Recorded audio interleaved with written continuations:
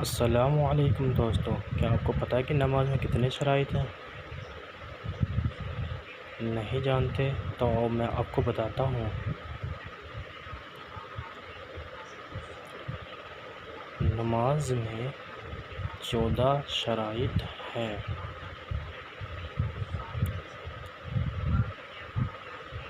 7 अंदर और 7 ही बाहर की शराइत हैं। 7 जो बाहर के हैं वो ये है। नंबर 1,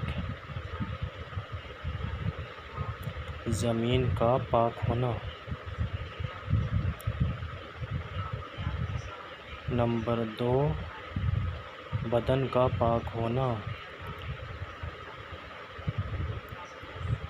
नंबर 3, कपड़े का पाक होना।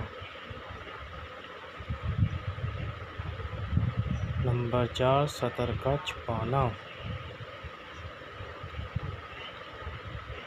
नंबर 5, वक्त का पहचानना। नंबर 6, किबले की ओर रुख करना। नंबर 7, दिल से नियत करना।